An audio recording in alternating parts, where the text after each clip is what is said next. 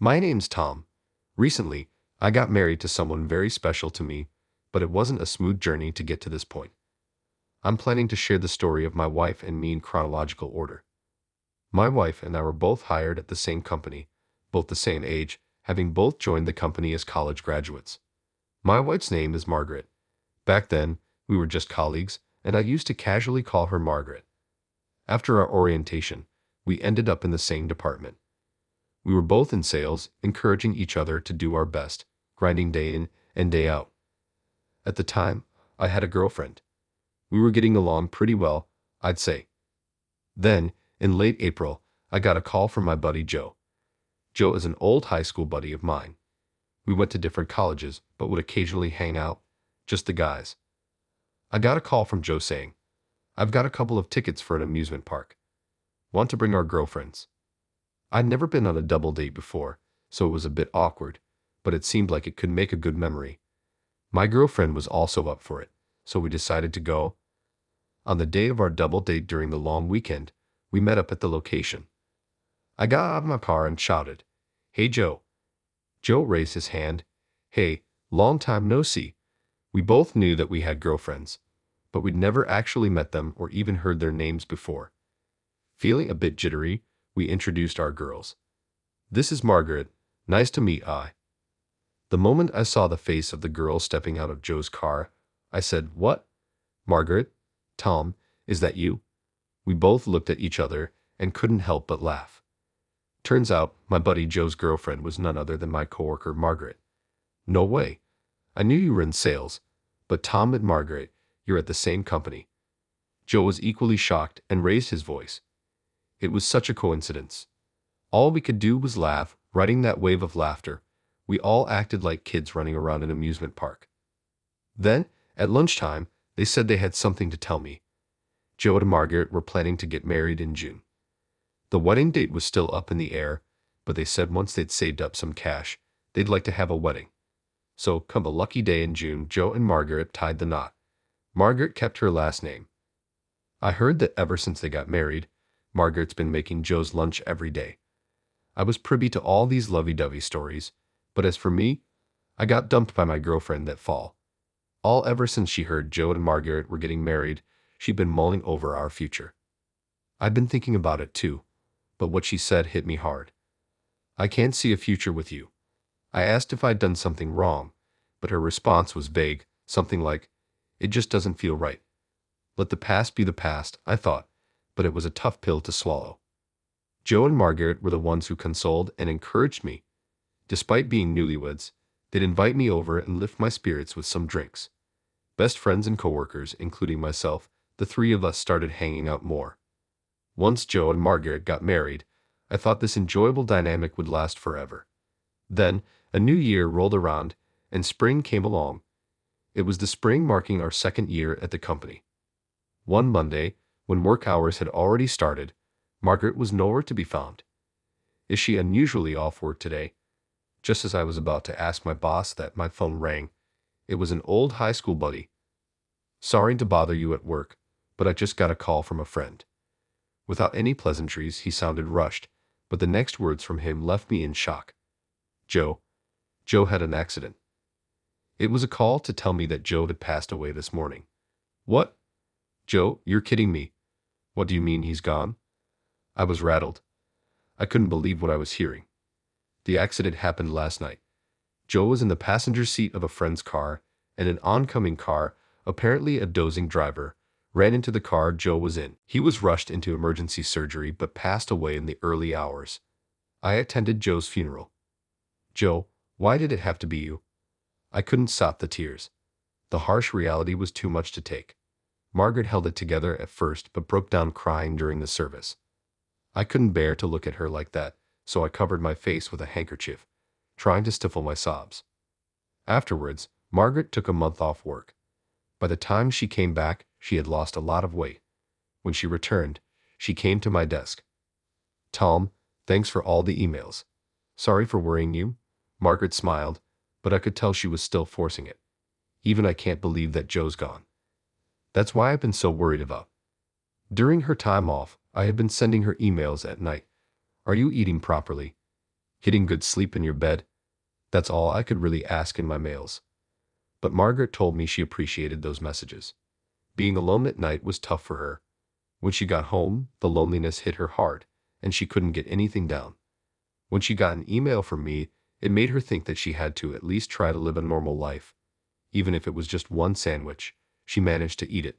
Seeing Margaret like that, I couldn't bring myself to say, "I hope you get better soon."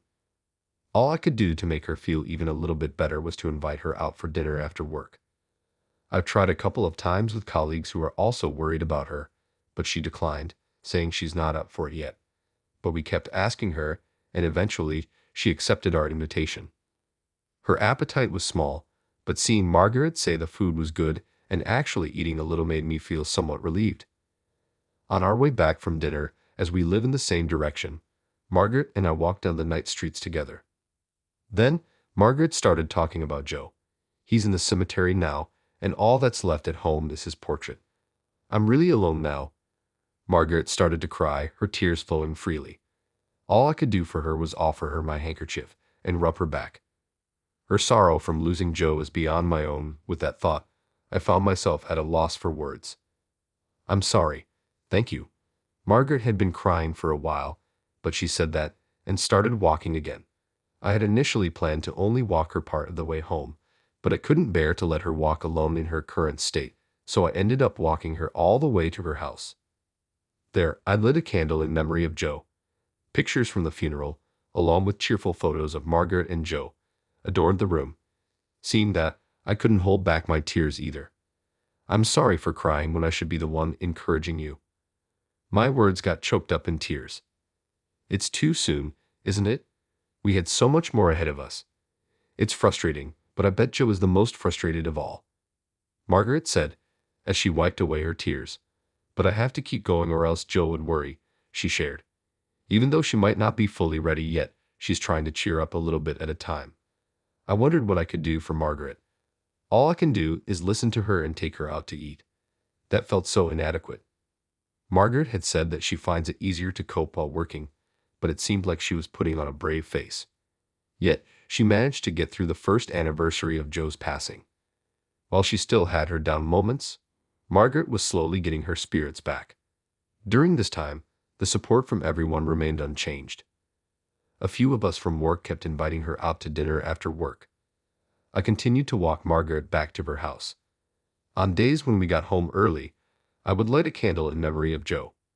One day, while I was walking Margaret back to her house, she asked, "Why do you always walk me home?" "I don't want you to be in danger if something happens on the way home. There are dark streets. Besides, if something happened to Margaret, Joe would be furious. I don't care if it's none of my business, but I have to protect you, whom Joe cherished so much. Otherwise, he's going to get mad at me in my dreams about what I'm doing." I said all this with a bit of a chuckle to lighten the mood. Margaret said, "Thanks," and she laughed. Time passed, and we reached the third anniversary of Joe's passing. Both Margaret and I were more involved in our work than ever. On exhausting days, we continued to unwind by going out to dinner with some coworkers. Then one day, as I was walking Margaret home again, she said she had a small favor to ask. "You see, the light bulbs in my foyer and dressing room have gone out. I tried standing on a step stool, but I just can't reach. Could you help?" To Margaret, who seemed a bit embarrassed to ask, I cheerfully replied, "Sure thing, no big deal. Don't sweat the small stuff," I added, and Margaret smiled as if she were really pleased. Once inside her house, I replaced the light bulbs for her. "Thanks so much. It's surprising how much you're needed, Paul," Margaret said. I joked, "Well, good thing I could reach the ceiling. Otherwise, that would have been embarrassing, huh?" Margaret laughed and said, "Funny thing is, when Joe changed a light bulb in another room, he was barely reaching it, trembling all the while." I laughed back, "Ha! Well, I'm way taller than him. Yeah, this ceiling would be a stretch for Joe." Margaret suddenly burst out laughing. I stepped down from the step stool, folded it up, and handed it over to her. But just then, our fingers lightly touched, and our eyes met unexpectedly. The laughter that filled the air between us abruptly ceased. However, I looked away and acted as if I felt nothing. That's when Margaret softly said, "Hey, why are you so kind? Hearing that, our eyes met again. For a split second, I felt my heart skip a beat, but I said nothing and just looked at Margaret. You're always encouraging me, and you're always concerned. You're too kind. I might get the wrong idea. Margaret spoke slowly. Once again, I felt my heart flutter. But then she said, just kidding. Sorry, forget it. Geez, maybe I'm a little tipsy today, and went on to put away the step stool as if nothing had happened. However, I found myself chasing after her, and before I knew it, I was hugging her from behind. A moment of silence passed. I could feel the warmth radiating from Margaret in my arms. Then it hit me, the feeling that I wanted to protect Margaret was there, and it wasn't just as a coworker or as a friend's wife. I was falling for Margaret. But the moment I realized this, my buddy Joe's face flashed through my mind. So I loosened my arms that were wrapped around her. Sorry, I'm going to be a little tipsy too. I apologized to Margaret. Margaret shook her head, saying no, and turned towards me. A tear was visible in her eye. I lifted my gaze slightly, and it landed on Joe's framed photo. Without a word, I walked up to the photo and lit a candle in my heart. I whispered, sorry, Joe, unable to say anything else. Then I told Margaret, see you at work tomorrow, and left her house. The next day at the office, Margaret and I acted as if nothing had happened. But from that day on, every time our eyes met, it felt as if we were swallowing something. I suspected Margaret felt the same way. These days continued for a while, and then one day, while I was walking Margaret home after having dinner with coworkers, an unusual silence filled the air. The words we'd been holding back since that moment had been gradually growing stronger. I stopped walking. Margaret noticed and stopped too. Then I finally told Margaret how I felt. Is it so bad if it's me? I want to be by your side in any way possible. That was my true, sincere feeling. Margaret looked at me, and after a moment of silence, nodded yes. She had accepted my feelings. But it wasn't the end. On my day off that week, I went to a certain place. I stood in front of Joe's grave. This was important news. I wanted to say it here, where Joe was. Joe, I've come to make a resolution. I'll make Margaret happy, and I'll take good care of her on your behalf too. So please accept that I'll be the one with her. I promise I'll protect her smile, no matter what. I said that, then bowed my head in front of Joe's grave. How long I closed my eyes and bowed, I can't say. Suddenly, I felt a gentle warm breeze blow by. I lifted my head and looked at Joe's grave, asking, do you forgive me? I posed a question like that. Then another warm breeze blew. It felt like Joe was answering me. That warm wind had a kindness to it that reminded me of how Joe used to speak. I said, thank you, and bowed my head deeply once more. I promise I'll absolutely keep this vow. I swore that to Joe. As I left, I turned towards Joe's grave one last time and said, Joe, I'll be back. With that, I walked away. A decade has passed since then. We had just recently observed the 13th anniversary of Joe's passing. Margaret and I have been together ever since, living in a committed relationship, much like a common-law marriage. On a day that came after that, Margaret suddenly said she had something important to discuss.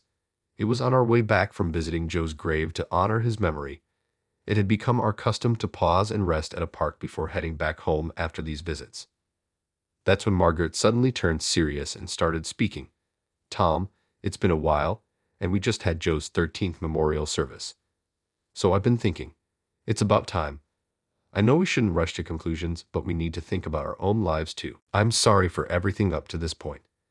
Thanks for being there for me, Margaret said, her hand trembling as she held out a marriage license. I hugged Margaret tightly. Don't apologize. I'm the one who said any form of us is fine, right? Margaret broke into tears, nodded yes, and forced a smile. Hey, don't cry. If you do, I'll feel like I've broken a man-to-man promise. I cheerfully said that to prevent Margaret from crying any further. Margaret laughed and said, what's this man-to-man promise you were talking about? Well, never mind that. I hugged Margaret again and looked up at the sky. Joe, I promise to keep my word to you. I'm sure Joe is watching over us, happy to see Margaret smiling. And so we became a married couple. 2 years later, a new life was born into our family. A cute little girl who looks like Margaret. On the day our child was born, there was a meteor shower. It was a special day for other reasons too. Joe loved stargazing. Both Margaret and I knew that, so we couldn't help but think that he was sending his blessings for a safe childbirth and our happiness. The child was safely born, full of energy, and she has since filled our lives with her adorable laughter.